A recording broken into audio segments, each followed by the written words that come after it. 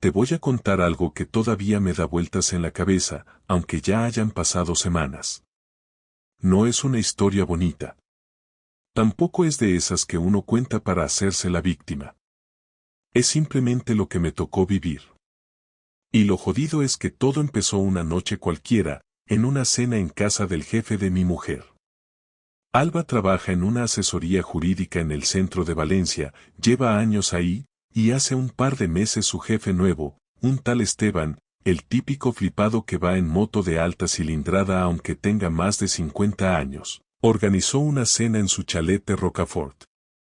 Una cena de empresa, supuestamente informal, para hacer equipo. Lo típico. Me dijo que era solo para empleados, que no llevaba parejas. Nada raro.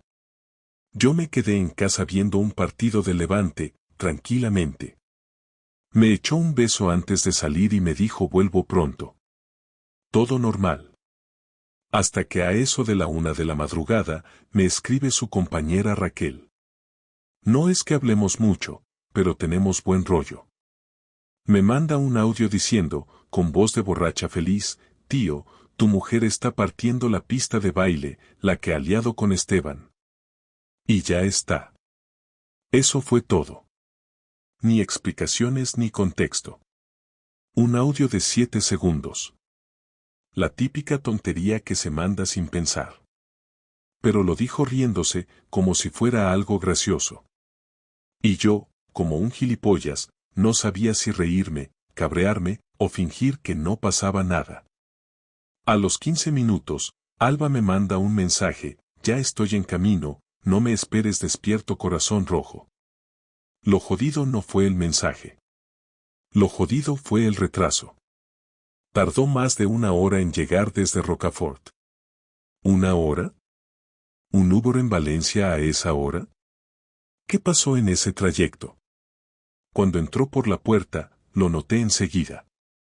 No porque oliera a colonia ajena ni nada de eso es para las pelis, sino por cómo me miró. Me dio un beso en la frente como si fuera un niño pequeño. Ni siquiera me preguntó cómo me había ido el día. Se duchó, se puso el pijama y se fue directa a dormir. Esa noche no dormí ni un minuto. Pero no hice nada. No dije nada. Porque aún no tenía nada. Solo un puto audio. Al día siguiente, le pregunté por la cena. Lo típico, cómo fue, quién fue, qué tal la comida. Me lo contó todo con naturalidad. Dijo que Esteban tenía una casa enorme, que pusieron música, que algunos bailaron. Ni una mención al show que, según Raquel, había montado con él. Yo asentía mientras ella hablaba, pero por dentro ya estaba encendiendo todas las alarmas. Porque Alba no es de bailar. Nunca lo ha sido. En las bodas hay que arrastrarla a la pista. ¿Y ahora, baila con su jefe? Con el mismo que ella me dijo que era un pesado, un poco sobrado, pero inofensivo. Ahí lo supe. No con pruebas, pero lo supe. A veces no necesitas ver nada. Solo necesitas que algo deje de encajar. Los siguientes días fueron un juego raro. Ella más cariñosa de lo normal. Yo más distante. No por castigarla, sino porque no podía fingir. Me hablaba y yo respondía con monosílabos. Me abrazaba y yo me quedaba quieto. Y todo el tiempo pensaba, ¿será capaz de negármelo en la cara? ¿Hasta dónde va a llevar esto? No sabía cómo ni cuándo, pero decidí que la iba a poner a prueba. Porque si ella creía que yo me estaba tragando todo, se equivocaba. La oportunidad de salir de dudas llegó antes de lo que pensaba, y no por espiar ni revisar nada, sino por algo tan sencillo como un cambio de planes. El viernes siguiente, justo antes de cerrar la tienda, Alba me escribió diciéndome que se iba a quedar un poco más en el despacho porque tenían que entregar un informe urgente para una empresa de Madrid. Era habitual que de vez en cuando le tocaran marrones así, sobre todo a final de trimestre, así que en otro momento no me habría parecido raro, pero con lo del audio de Raquel aún en mi cabeza, no me tragué nada. Le respondí con un vale, no te preocupes, como si todo estuviera en orden, y apagué las luces del local mientras ya pensaba en qué coño hacer. No quería seguir así, imaginándome cosas, sintiéndome como un paranoico, pero tampoco podía quedarme esperando en el sofá a que llegara como si nada. Necesitaba algo claro, sin suposiciones ni escenas mentales. Algo real. Entonces se me ocurrió que podía pasar por su oficina a darle una sorpresa. Lo hice otras veces, nada fuera de lo normal. Un par de veces le llevé la cena, otras solo pasé a saludarla y la dejé trabajando. Si estaba currando de verdad, no tendría por qué molestarle. Cogí el coche y conduje hasta el centro. Aparqué como pude, que ya sabes cómo es Valencia un viernes por la tarde, y caminé hacia la oficina. Cuando llegué al portal, miré las ventanas del segundo piso donde está su despacho. Todas apagadas. Ni una sola luz. Me quedé un momento parado frente al portero automático, dudando. Apreté el botón de su oficina. Silencio. Volví a intentarlo. Nada. Me sonó el móvil. Era un mensaje suyo, voy muy guiada, hablamos en un rato, te quiero. Lo miré sin responder. No sabía si reírme o si largarme a casa. Y justo cuando estaba por irme, vi salir del portal de al lado a Esteban. Llevaba una camisa arrugada, sin chaqueta, el pelo mojado. No me vio, pero yo lo reconocí enseguida. Iba hablando por el móvil, y mientras cruzaba la calle, desde detrás del contenedor salió Alba. Llevaba un bolso pequeño y la chaqueta en la mano. Esteban subió a su moto y se fue sin mirarla. Ella se quedó ahí, parada unos segundos, como dudando si cruzar o volver atrás. Entonces me vio. Me miró fijo, sin moverse. Y yo tampoco me moví. Ni un paso. Solo la miré. No dije nada. No tenía que hacerlo. Su cara lo dijo todo. ¿Qué haces aquí? Me soltó cuando se acercó, como si yo fuera el que estaba fuera de lugar. Te iba a traer la cena. Pensaba que estabas trabajando, respondí sin levantar la voz, sin ironía. Pues ya ves que he salido un momento. Iba a volver ahora, dijo, bajando la mirada. No respondí. Solo asentí con la cabeza, aunque por dentro ya lo tenía claro. Ya no era una sospecha, ni una teoría. No hacía falta que me explicara nada. Ella lo sabía, yo lo sabía, y ese momento fue como una confesión sin palabras. Nos quedamos ahí parados como dos desconocidos. Luego me dio la espalda y entró al portal, sin decir nada más. Yo me quedé fuera unos segundos más, mirándola subir las escaleras, y luego me fui caminando hasta el coche. Esa noche no hablamos. Ni una palabra. Ella entró como si nada, se duchó, se puso el pijama y se metió en la cama. Yo estuve en el salón, con la televisión encendida y el volumen bajo. No veía nada. Solo pensaba. Me repetía una y otra vez lo mismo, no hace falta pruebas, no hace falta que diga nada. Pero aún así, dentro de mí se encendía otra parte, más oscura, que decía, tienes que hacérselo pagar. El sábado por la mañana me desperté temprano. Alba ya no estaba en la cama. Supuse que se había ido a correr o a desayunar con alguna amiga, como solía hacer a veces, pero no me importó. No tenía ganas de verla. Me metí en la ducha, desayuné solo y estuve toda la mañana revisando cuentas, papeles, todo lo que compartíamos. Por la tarde, llamé a Óscar, un amigo que trabaja en una gestoría, y le pregunté qué necesitaba para empezar a mover papeles si algún día decidía separarme. Me dijo que era mejor hacerlo todo con calma, recopilar cosas, asegurarse de no cometer errores. Le agradecí y le colgué.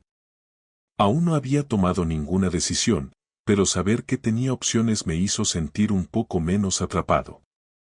El domingo por la noche, después de cenar en silencio, Me senté en el sofá y le dije: ¿podemos hablar? Ella tardó unos segundos en contestar. Luego dijo que sí, que claro. Se sentó frente a mí, con las piernas cruzadas y las manos en el regazo, como si fuera a una entrevista. ¿Qué hay entre tú y Esteban?, pregunté sin rodeos. Ella bajó la cabeza, se quedó callada unos segundos, y luego me dijo: no ha pasado nada. No mientas, Alba. No me tomes por imbécil, contesté, mirándola fijamente. No ha pasado nada físico, si es lo que quieres saber, dijo, ahora con tono más seco. Nos llevamos bien, hemos salido a tomar algo después del trabajo algunas veces, pero no ha pasado nada. Solo hablamos. ¿También hablaste con él el viernes a la 1 de la madrugada? ¿En el portal? ¿Después de salir de su casa? Le solté, sin esperar respuesta. Se quedó muda. No lo negó. No lo confirmó. Solo bajó la mirada, como si el suelo fuera más interesante que yo. No puedo seguir así, le dije. No puedo dormir contigo y pensar que estás con otro en cuanto salgo de casa. No estoy con otro, respondió, casi como un susurro. Pero quieres estarlo. Y eso ya es suficiente. No dijo nada más. Yo tampoco. Se levantó y se fue a la habitación. Cerró la puerta. Esa fue la primera noche que dormimos en habitaciones separadas. No lloré. No grité. No rompí nada. Solo me quedé ahí, en el sofá, sintiendo como todo lo que construimos durante años se deshacía sin necesidad de palabras grandes ni escenas dramáticas. Solo con miradas esquivas, silencios incómodos y una frase como no ha pasado nada. Pero algo sí había pasado. Algo ya se había roto. Y yo sabía que no iba a dejarlo pasar. La semana siguiente fue una de las más largas de mi vida. No hubo gritos ni discusiones, pero el silencio era como vivir con un desconocido en casa. Alba y yo apenas cruzábamos palabras. Ella se levantaba temprano, se preparaba el café, salía antes que yo y volvía tarde, siempre con la excusa del trabajo. Dejaba su bolso sobre la mesa, saludaba con un hola sin mirarme y se metía en la ducha. Yo fingía estar ocupado con cualquier cosa para no tener que hablar con ella, pero en realidad lo único que hacía era observarla, intentando encontrar en sus gestos una mínima señal de arrepentimiento, algo que me hiciera creer que todavía le importaba lo que estaba pasando. No la encontré. Era como si le hubiera dado igual todo, como si lo nuestro ya estuviera decidido hacía tiempo y yo fuera el último en enterarme. El miércoles por la noche me quedé trabajando en la tienda más tiempo del normal porque no quería volver a casa. A eso de las 10, cuando estaba cerrando la caja, vi que me había llamado Raquel, la compañera de Alba, la misma del audio. Dudé si contestar, pero al final la devolví la llamada. Me atendió rápido, con voz baja, como si no quisiera que la oyeran. Me dijo que no quería meterse, pero que creía que debía saber algo. Que desde la cena en casa de Esteban, él y Alba se veían con frecuencia fuera del trabajo. No era rumor, lo sabía porque ella los había visto salir juntos 2 veces del garaje del edificio cuando se suponía que ya no quedaba nadie.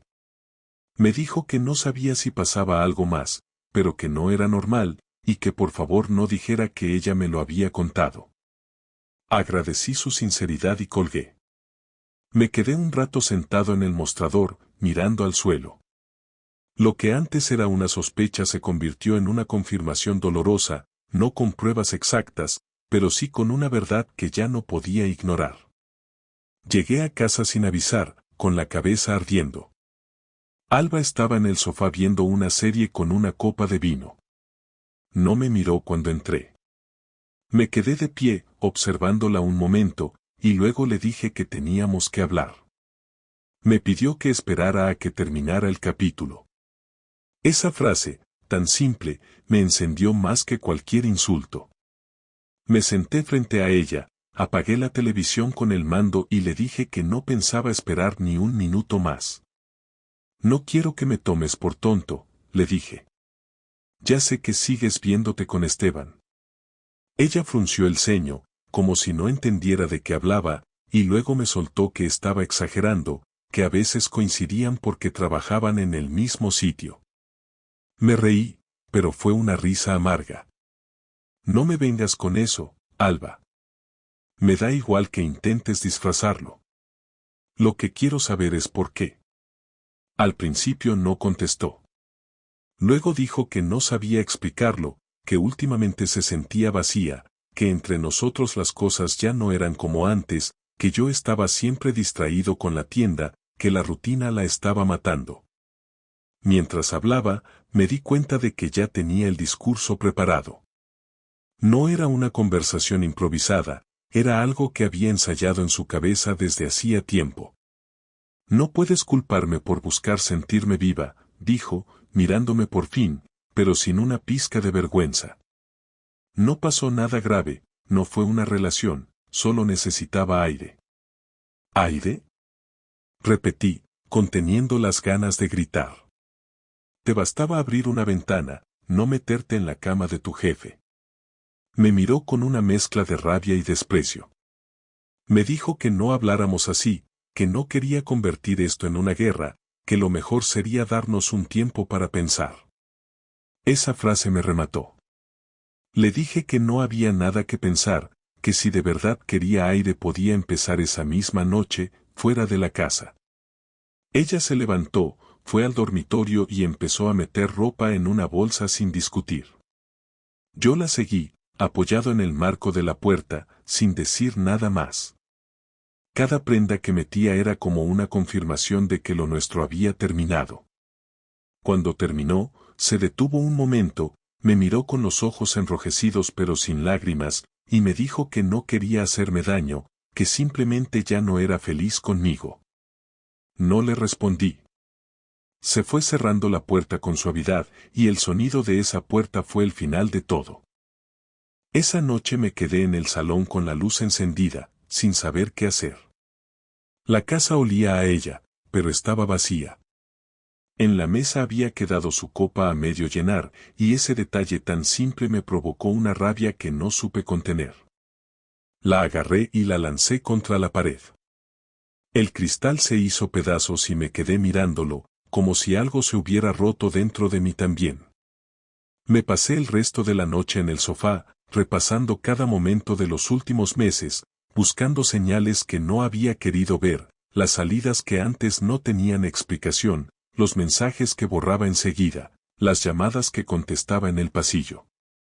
Todo estaba ahí, solo que yo me había empeñado en no verlo porque no quería creer que fuera capaz de hacerme eso.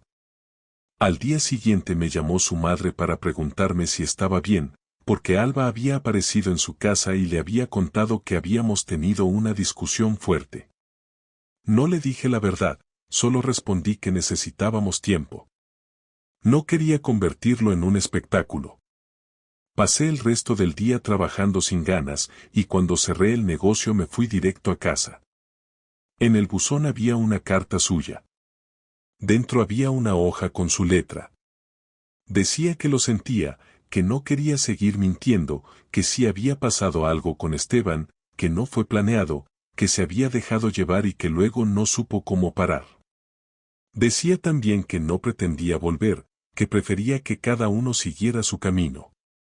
Era una carta corta, directa, sin adornos. No había una sola frase que sonara a arrepentimiento sincero. Era más bien una justificación fría, una forma de quitarse peso de encima. Guardé la carta en un cajón, me serví un whisky y me senté otra vez en el sofá. No lloré, pero sentí un cansancio que nunca había sentido antes. No solo por ella, sino por todo lo que se venía encima, la separación, el papeleo, las explicaciones a los amigos, la mirada de los demás. Me quedé quieto, mirando la botella, hasta que se me ocurrió una idea que no era ni impulsiva ni calculada, solo necesaria. Si ella había decidido destruir lo que teníamos, al menos yo iba a tener el control de cómo terminaba todo. No pensaba rogarle ni pedir explicaciones, pero tampoco iba a dejar que se marchara tranquila, pensando que podía hacer lo que quisiera sin consecuencias. El viernes por la tarde, cuando supe que tenía que pasar por la oficina a recoger unas cosas, llamé a Raquel y le pedí un favor. Le pedí que me avisara en cuanto Alba llegara. Me dijo que no sabía si debía hacerlo, pero al final aceptó. A las 7 me mandó un mensaje diciendo que ya estaba allí. Fui en coche y esperé frente al portal. No sabía exactamente qué iba a decirle, solo sabía que no podía dejarlo así. A las 8:15 la vi salir. Llevaba el mismo bolso que el día del portal y caminaba con prisa. Me bajé del coche y me acerqué. Tenemos que hablar, le dije. Ella se giró sorprendida, aunque no parecía asustada, más bien cansada. No hay nada más que hablar, Luis. Ya te lo he dicho todo. No, aún no. Quiero que me lo digas a la cara. Que me mires y me digas que te acostaste con él. No quiero hacer esto aquí. Pues aquí mismo lo vas a hacer. Me miró un instante y bajó la voz. Sí, lo hice. Una vez. Y no me arrepiento. No dijo más. Se dio media vuelta y se fue caminando rápido hacia su coche. Me quedé quieto, con las manos apretadas, sintiendo cómo me hervía la sangre. No grité, no la seguí, no hice nada. Solo la vi marcharse sabiendo que, a partir de ese momento, ya no quedaba nada por salvar. Volví a casa y me senté en la mesa del comedor. Abrí la carta otra vez, la rompí en pedazos y los metí en un sobre vacío. En la portada escribí su nombre y lo dejé junto a la puerta. No era un mensaje para ella. Era una promesa para mí. Ya no iba a quedarme esperando, ni a sentirme víctima.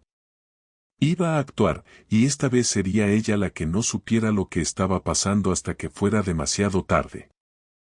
El sábado me desperté a las 8 sin necesidad de despertador, con la cabeza despejada y una claridad que no había sentido en semanas. No había tristeza ni ansiedad, solo una determinación fría y concreta. No pensaba vengarme con gritos ni haciendo el ridículo en redes sociales, no quería destruir nada con rabia, pero sí iba a devolverle todo lo que me había hecho tragar, solo que de una forma en la que no pudiera escudarse en sus excusas de siempre. Me pasé la mañana revisando documentos, imprimiendo papeles de la empresa, copias de escrituras, cuentas bancarias conjuntas, todo lo que habíamos construido en conjunto y que ahora tenía que desatar con precisión quirúrgica. Había pasado los últimos días recopilando cosas en silencio y ordenando las carpetas que ya había abierto con mi amigo Oscar. Cuando terminé, metí todo en una carpeta azul, la dejé en el escritorio y llamé a Tomás, mi amigo de toda la vida, el que siempre ha sabido guardar un secreto sin meterse demasiado. ¿Tienes sitio en casa unos días? Le pregunté. Siempre, pero ¿me lo vas a contar o tengo que adivinarlo? Te lo cuento cuando llegue. Me preparó una habitación y pasé la tarde allí. Esa noche salimos a tomar algo, no para distraerme sino para tener un poco de normalidad, para ver a gente que no preguntara demasiado. No le conté los detalles, solo que Alba y yo estábamos acabados y que necesitaba mover las cosas con calma. A él le bastó. Me dio su llave de repuesto y me dijo que me quedara lo que hiciera falta. El domingo no la llamé ni le escribí. De hecho, apagué el móvil. Necesitaba aislarme y centrarme en lo que tenía que hacer. El lunes por la mañana fui al registro civil a pedir una cita para iniciar el trámite del divorcio. Llevé todos los documentos preparados. La funcionaria que me atendió era seca, profesional, sin pizca de curiosidad. Le entregué la carpeta y me dio una fecha para firmar los primeros papeles. Luego fui al banco y cancelé las tarjetas secundarias que ella usaba, las que estaban a mi nombre. No lo hice por despecho, sino porque ya no tenía sentido que siguiera gastando dinero de una cuenta que yo mantenía. También transferí parte del saldo a una nueva cuenta solo mía y dejé la otra con lo justo para que no diera problemas antes de cerrarla. Por la tarde fui al piso y recogí mi ordenador, mi ropa, algunos objetos personales y unas fotos de mi padre. No me molesté en guardar bien nada. Lo metí todo en bolsas y cajas, y me lo llevé sin dejar nota. Dejé mi copia de la llave sobre la mesa, junto al sobre con la carta que ella me había dejado días antes, ahora rota en pedazos.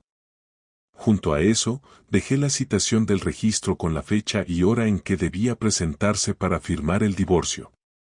Sin notas ni explicaciones. Solo lo esencial. Al salir del piso me encontré con el portero. Me preguntó si me iba de viaje. Le dije que no, que solo cambiaba de sitio. Me deseó suerte y no preguntó más. Bajé las escaleras sin mirar atrás. La noche del martes me llamó desde otro número. No lo cogí. Luego me escribió por correo, diciendo que había ido a casa y que no entendía nada. Que había visto los papeles. Que quería hablar conmigo. Le respondí con una sola línea: no hay nada que hablar, el día del registro es el 18, no faltes. No contestó. El viernes siguiente, recibí un correo de Esteban. Eso sí que no me lo esperaba. Era un texto largo, muy formal, casi como si estuviera redactado por un abogado. Decía que quería aclarar la situación, que entre Alba y él había habido una relación profesional, que si en algún momento se había malinterpretado algún gesto o acción, lo lamentaba. Afirmaba que todo había sido consensuado, que no se trataba de una relación sentimental y que esperaba que todo esto no afectara la imagen de la empresa ni la de ninguno de los implicados. Lo leí 3 veces antes de responder. Luego escribí un mensaje corto, directo y sin adornos: no te preocupes, no pienso hablar con nadie de tu empresa. No necesito arrastrarte, os bastáis solos. Lo envié y lo bloqueé. El domingo me escribió su madre. Me pidió que no hiciera las cosas de forma tan radical, que entendiera que las parejas pasan crisis, que pensara en todo lo vivido. Le respondí con respeto, pero con claridad. Le dije que la entendía como madre, pero que esto no era una discusión sobre vacaciones o diferencias personales. Que su hija había tomado decisiones y que yo ahora tomaba las mías. No insistió. El día 18 llegó. Me presenté al registro 10 minutos antes de la cita. Ella ya estaba allí, sentada en una de las sillas del pasillo, con el mismo abrigo que llevaba en la cena de Rocafort. Me miró al entrar, pero no dijo nada. Me senté al otro lado, sin saludar. Pasaron 15 minutos en silencio. Luego la funcionaria nos llamó. Entramos en una sala pequeña, con una mesa y 2 sillas. Nos sentamos y empezaron a explicarnos los pasos del proceso. Alba no habló hasta que nos dieron los documentos para firmar. ¿Estás seguro de esto?, preguntó en voz baja. Completamente, respondí sin levantar la vista del papel. ¿No quieres ni intentarlo? No, ya lo intentaste tú sola. Y lo hiciste con otro. Ella suspiró, pero no dijo nada más. Firmó. Yo también. La funcionaria nos explicó que en un mes recibiríamos la confirmación judicial y que podríamos cerrar el trámite con una última visita. Salimos sin mirarnos. Cuando llegué a casa de Tomás, me abrí una cerveza y me senté en el balcón. No me sentía liberado ni feliz, pero sí en paz. No había gritado, no me había arrastrado, no había suplicado. Había actuado con control. Le di exactamente lo que ella dijo que quería: aire, libertad, distancia. Pero a su manera, sin su control, sin poder disfrazarlo de madurez emocional o de ruptura amistosa. Esa noche Tomás me preguntó si pensaba empezar de cero. Le dije que no lo sabía. No tenía prisa. Por primera vez en mucho tiempo, no tenía que justificar nada a nadie. Ni explicar por qué seguía con alguien que me había mentido, ni inventar excusas para tapar una relación podrida. Ahora tocaba reconstruir. Pero esta vez, desde cero y solo. Pasaron 3 semanas desde que firmamos en el registro y durante ese tiempo no tuve ninguna noticia directa de Alba. No me llamó, no vino a buscarme, no intentó explicarse más. Solo una vez me llegó un mensaje de su hermana pidiéndome que le diera una oportunidad de cerrar las cosas de otra forma, con una conversación final, sin odio. Lo pensé durante un par de días. No tenía ninguna necesidad de verla, ya no me quedaba nada por entender, pero había algo en mí que necesitaba escuchar cómo lo justificaba cuando ya no había forma de volver atrás, cuando la decisión estaba tomada y no quedaba nada en juego. Así que le dije que sí, que podíamos vernos una última vez, en un lugar neutral, sin vueltas, sin excusas. Quedamos en un bar tranquilo del centro, un sitio donde solíamos ir los viernes después del trabajo, donde nos conocían por nombre y sabían lo que tomábamos sin pedirlo. Llegué puntual. Ella también. No se saludó con beso, ni con abrazo, solo un hola seco y un asentimiento de cabeza. Nos sentamos en la mesa del fondo, y durante un minuto nadie dijo nada. Pedí un café. Ella pidió un té. El camarero nos miró raro, como si notara que el ambiente era distinto al que solía haber entre nosotros. No se equivocaba. Ella fue la primera en hablar. Me dijo que no sabía por dónde empezar. Le respondí que por el principio, aunque ya sabía todo, y que no quería una versión limpia, que si habíamos venido era para decir las cosas sin rodeos. Respiró hondo y empezó. Me dijo que con Esteban empezó como una tontería, que al principio no se daban ni cuenta, que coincidían en muchas cosas, que hablaban más de la cuenta, que se reían de lo mismo, que sentía que alguien por fin la escuchaba sin estar pensando en otra cosa. Yo no dije nada. Ella continuó diciendo que conmigo las cosas se habían enfriado, que llevábamos meses sin tocarnos, que se sentía invisible, que llegaba a casa y parecía que daba igual si estaba o no. Me lo dijo sin llorar, sin temblar la voz, como si lo hubiera ensayado. Cuando terminó, bajó la mirada y esperó a que yo dijera algo. Le pregunté si estaba enamorada de él. Me miró unos segundos y dijo que no era amor, que era algo distinto, que era sentirse viva, deseada, especial. Le dije que lo entendía, pero que no justificaba lo que hizo. Que lo que había destruido no era solo nuestra relación, sino el respeto. Me preguntó si yo no tenía parte de culpa en cómo habíamos acabado. Le dije que claro que sí, que yo no había sido perfecto, que seguramente me había perdido en el trabajo más de la cuenta, que no había visto las señales, pero que no me fui con nadie, que no escondí cosas, que no mentí. Ella asintió, en silencio. Después me preguntó si alguna vez pensé en perdonarla.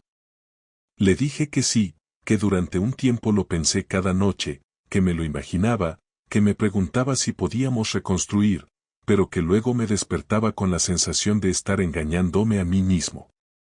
Que el perdón sin verdad no sirve para nada. Me preguntó qué era lo que más me dolía. Le respondí que no fue el sexo, ni el engaño, ni siquiera la mentira. Fue la frialdad. Fue verla entrar por la puerta después de estar con él y actuar como si todo estuviera bien, como si yo fuera imbécil. Fue su capacidad de vivir 2 vidas sin que se le moviera un pelo. Me miró y dijo que no lo había hecho para herirme. Le dije que eso era lo más absurdo que había escuchado en toda la historia. Que engañar a alguien que duerme a tu lado no se hace por accidente. Hubo otro silencio largo. Esta vez lo rompí yo. Le pregunté qué esperaba de esta conversación. Me respondió que nada, que solo quería que supiera que no me odiaba, que no me despreciaba, que no fue porque yo fuera un mal marido. Le dije que no me interesaba su valoración. Que yo sabía lo que era, con mis fallos y mis aciertos, y que no necesitaba su aprobación ahora. Me preguntó si estaba viendo a alguien. Le dije que no. Me preguntó si pensaba hacerlo. Le dije que tampoco era su problema. Al rato, el camarero trajo la cuenta sin que la pidiéramos. Como si hubiera sentido que ya no quedaba más por decir. Pagamos a medias, nos levantamos, y cuando salimos del bar nos detuvimos unos segundos en la acera.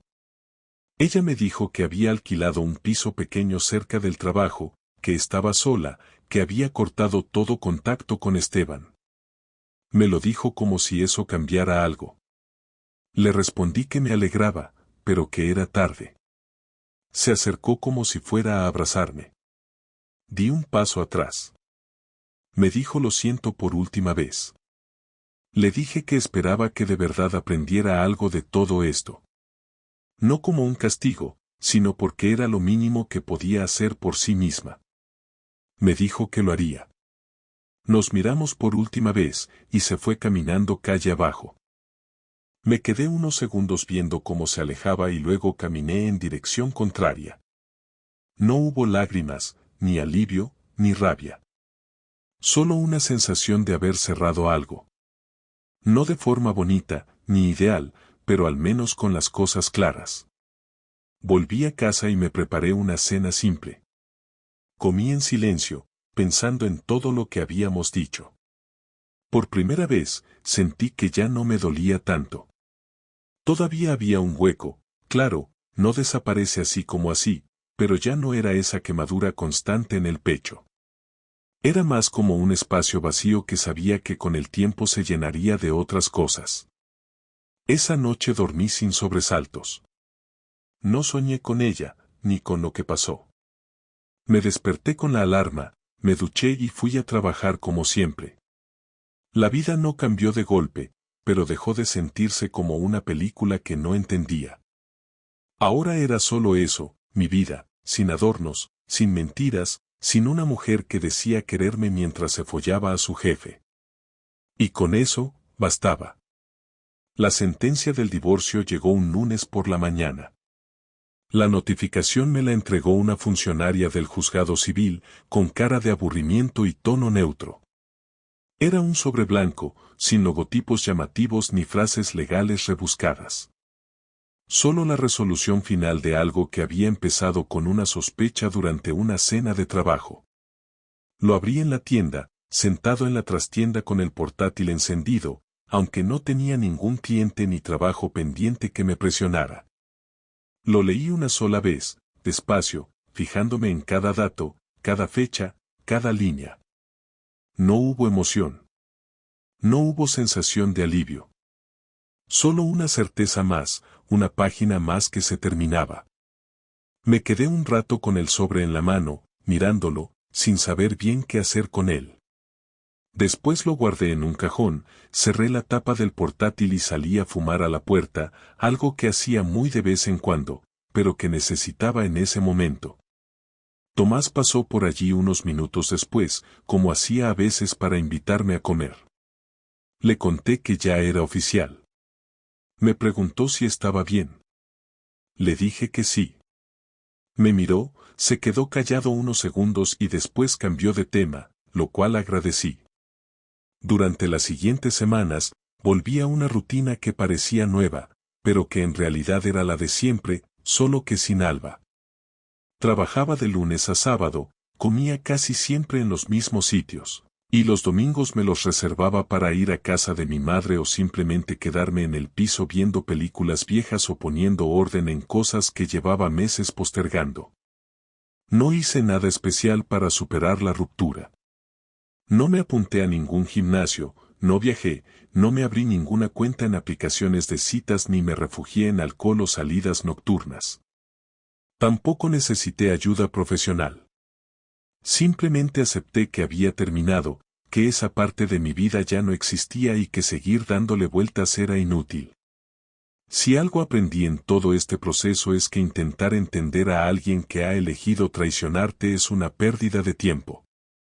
Puedes buscar explicaciones, puedes repasar conversaciones, gestos, momentos, pero nunca tendrás una respuesta que te sirva, porque lo que buscas no es una explicación racional, sino una justificación emocional que nunca va a llegar. Un día me encontré con un antiguo amigo de ambos, Julián, que me saludó con cierto nerviosismo y enseguida me soltó un lo siento mucho por todo.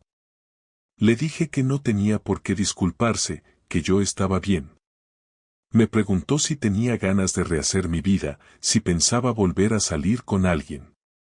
Le respondí que no estaba cerrado a nada, pero que tampoco estaba buscándolo.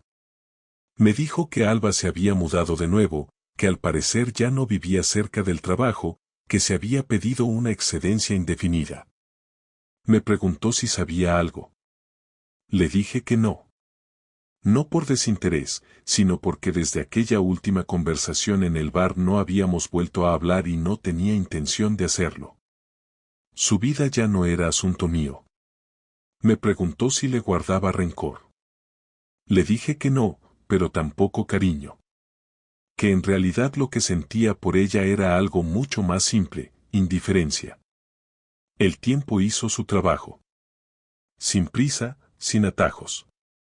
No volví a pensar en ella todos los días. Ya no revisaba mentalmente los detalles de su engaño. Tampoco me preguntaba qué habría pasado si hubiera actuado diferente.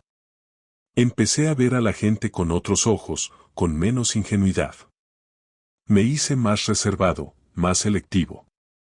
Ya no me interesaban las conversaciones vacías ni las relaciones basadas en la comodidad.